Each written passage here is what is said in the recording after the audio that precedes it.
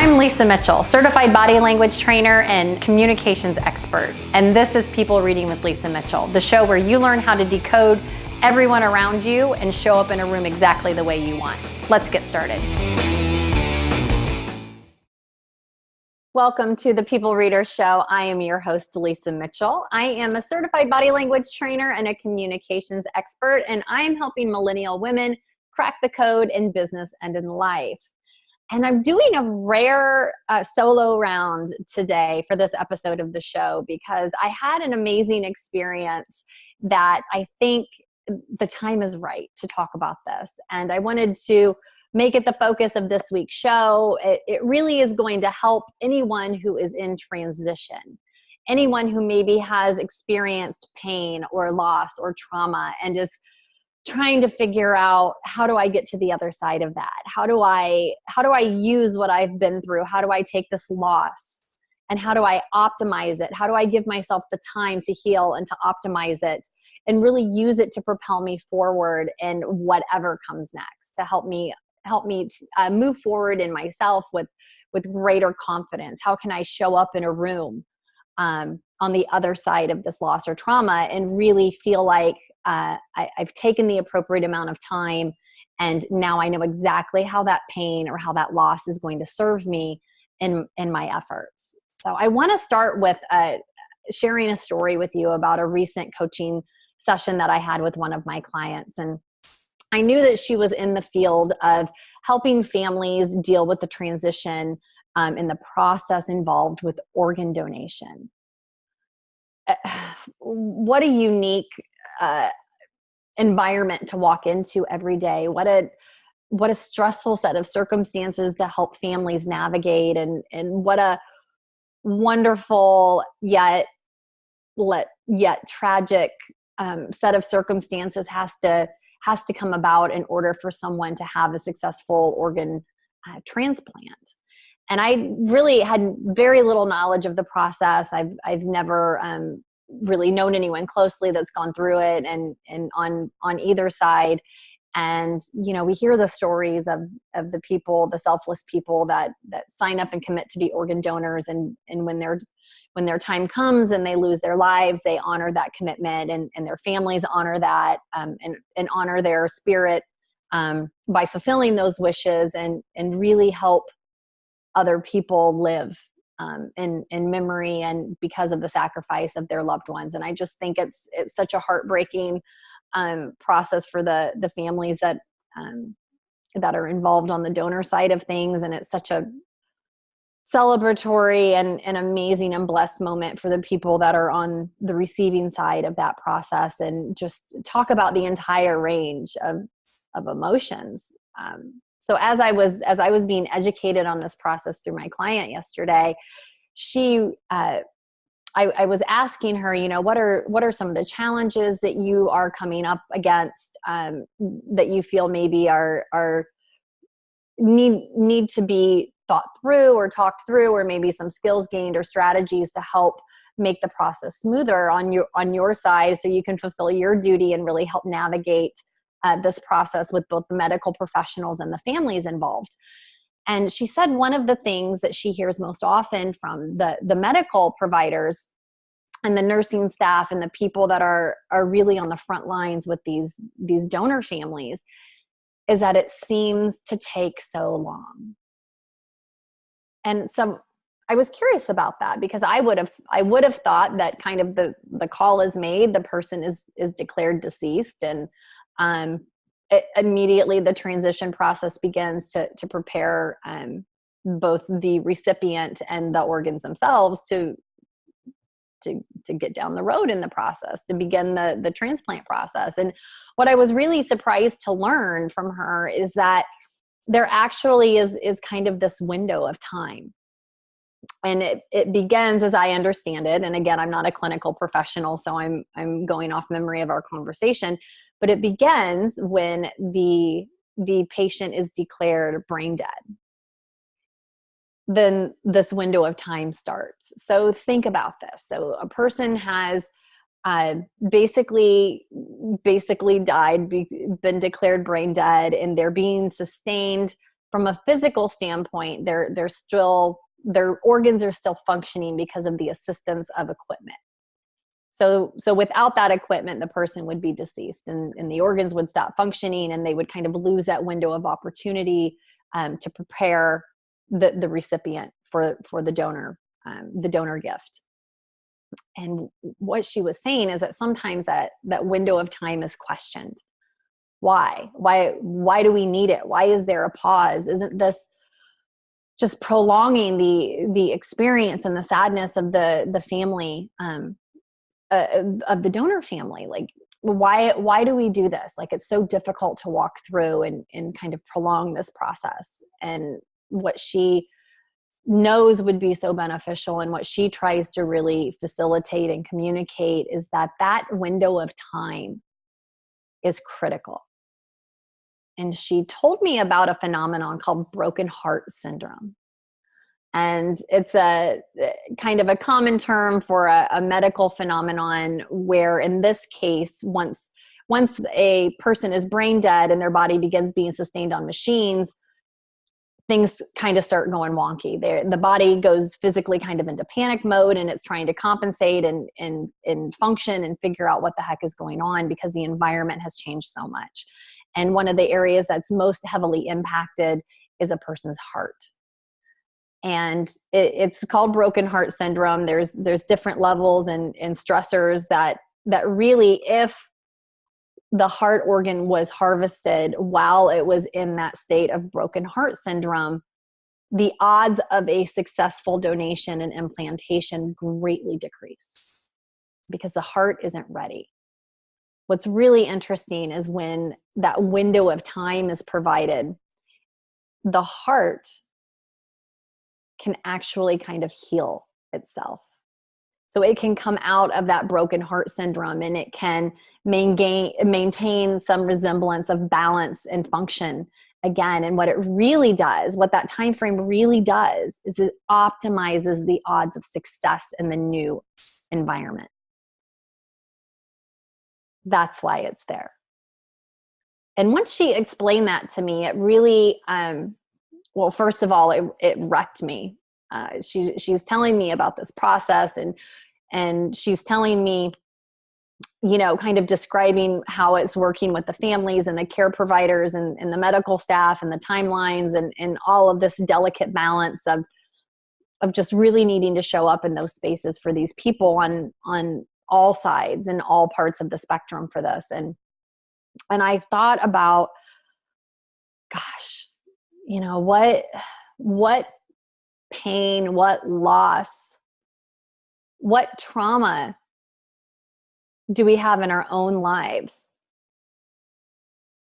where we could really benefit from having a window of time to heal, to bring ourselves out of broken heart syndrome or the equivalent for it, that would be so critical to optimizing the success and the health on the other side of that transition. And it's a completely different realm than the organ transition process, but I think that there's so many times where we experience a loss, or we're in the middle of a transition, maybe a major career change, or maybe the end of a relationship, or even beginning a new relationship where you kind of have to show up differently for someone, or the demands on you change, and we just jump. We jump from what was to what's next. And how much harder are we making things when we jump directly from one major life status to another, and we don't give ourselves any time to heal? Sometimes it seems like we're overwhelmed, and the loss is so great that we want to get on to the next thing. We want to just hurry. We want to just run in towards whatever possibility is coming. And even knowing that we're not ready, and maybe our hearts are still broken, and maybe we're not ready to take on that new challenge. We need some time to process and grieve a little bit. We just go. We just run into the next activity and hope for the best. And for me, it was really kind of a convicting moment when I thought about how I manage my own transitions in life, whether it's a change of career, or a failure in business, or a relationship that's failed, or even just something that's evolved, not necessarily even a failure. And I think of how many circumstances where I know I had broken heart syndrome, but I didn't give myself the time to heal. I just rushed into the next thing, hoping for the best, like hoping that that activity and efficiency would help me work through or work past or skip over even that necessary period of time to really let myself find balance again and to really optimize myself to transition successfully into whatever was next. So I want to ask you, I want you to take a minute here as we're together and just think about, what do you have broken heart syndrome over right now? What transition are you in? What loss have you had? What trauma maybe have you experienced that you know has you out of balance and out of sorts and really not prepared to thrive in the next phase? And I want to challenge you, once you've named that, once you've identified that, to think about how much time can you give yourself to heal your broken heart syndrome? How much time are you willing to invest in providing the runway that you need, the runway that your heart needs, your spirit needs, that your mind needs, before you run into the what's next, before you start the next phase? Because if you don't give yourself the time, just like donor organs need time to heal themselves and be optimized and increase their chances of success and thriving in their new environment, we are no different. We need the same thing. When we're going from one major life event to another, we need the time. We need the time to optimize, to heal, to right the ship, to get our footing underneath us again. If we don't, we're going to run in and we're going to fail. And what could be a celebration, what could be a success, what could be a new lease on life will be cut short because we weren't willing to endure the pain and to endure the time and to build in that weight that we need to make it through to the next thing, successfully optimized and as strong as we can possibly be. I want to challenge you to give yourself the time that you need. Take the time to heal your broken heart syndrome. Because what happens if you don't is that whatever you're lacking, whatever you haven't processed, whatever you're still heartbroken about, that's going to keep showing up in the room with you. So if you haven't really processed the loss of a job opportunity or a transition, and you go in and you interview for the next opportunity or you start a new position, that failure, that hurt, that loss is going to start showing up with you. It's going to show up as decreased confidence. It's going to show up in maybe you being less effective with your communication. It's going to show up as you lacking leadership, presence, and influence. It's going to keep showing up with you. You can't outrun the pain. The only way to kind of get out from that and have it not show up in the room with you is to take the time that you need to process. Same thing with failed relationships.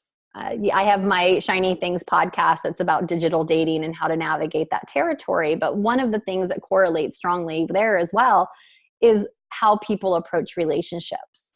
And our relationships have a huge impact on how we show up in the room, even from a professional standpoint and a career standpoint. If there is chaos or there is loss or there is trauma in our relationships, that's going to show up as well in a lot of the same ways. It's going to hold us back. It's going to make us be decoded as less confident. It's going to decrease our influence. It's going to just cast a shadow over everything. So just like in career transition or life phase transition, you have to give yourself time in relational transition as well. So if you have a relationship that ends or transitions in a way you aren't expecting, a lot of people's instinct is to jump into the next one. well, I don't need to process. I don't want to feel that pain. I'm going to go find something else. I'm going to go and invest my time and energy into a new distraction, a new shiny thing. And I have done this on the personal realm as well, where I'm just like, okay, that sucked, that hurt, it's hard. I'm going to go over here now and just hope for the best. I'm going to just skip right into the next thing. And I don't give myself the time to heal, or the time to process, or the time to really secure the fortress again, and let your heart really be optimized for success and for openness, and to really be able to show up in that next relationship whole and healed and ready to thrive. And I would have never thought that all of this this whole thought process and the whole correlation between the just sensitive and amazing process of organ donation and how we transition in our career and in our life and in our relationships, how they would be so similar. And while one is more literal and physical, this is more metaphorical, but it's so relevant and it's so important. And I want your broken heart to be healed before you go into your next career transition, or before you go into your next relationship, because that's everything about how you're showing up in a space. And that is going to have such a domino effect. If you can honor yourself with the time, if you can honor yourself with the space, if you can honor yourself enough to get back in balance and get healthy and sure-footed, then your chances of success in your transition and whatever comes next is so greatly increased. I want you to show up in the room how you want to be perceived. I want you to be confident. I want you to be influential. I want you to be open-hearted. And I want you to be ready to thrive in whatever's next. So identify what you have broken heart syndrome over. Take some time to strategize on the amount of time that you're going to need and what that process is going to look like. And then give yourself the gift. Give yourself the gift of honoring yourself enough to provide the space, provide the time, and set yourself up to be optimized in success in whatever comes next. I'd love to connect with you further. You can find me at powerbodylanguage.com. You can follow me on Twitter at Lisa Mitchell. It's MITCH capital L. Leave your comments here. Tell me, what do you have broken heart syndrome about? And what do you think you can do to start healing that? What do you think your timeline is? I'm curious about this. This is new insight to me. This is a new challenge for me to kind of step back in some areas of my life as well, and give my broken heart syndrome the honor that it's due to really work through. So I'm right here with you. And I'd love to know, share this out. Share it with friends in transition. Share it with people that you know maybe that are rushing on to what's next and not taking the time to really figure out, what do I need? Where am I at? What's up with my heart right now? Am I prepared? Am I optimized? Am I stable to go into what's next? Share it out. I'd love for you to leave a review on iTunes. If this was something that was helpful to you, that's helpful to me. And if you want to know more about how to really use your body language and your nonverbal skills to show up in any room the way you want to, you can get my course. It's available now. It's at powerbodylanguage.com/courses. And I'd love to connect with you further. So take care of your hearts. Until next time, it's Lisa Mitchell, the people reader, founder of Power Body Language, helping you crack the code in business and in life.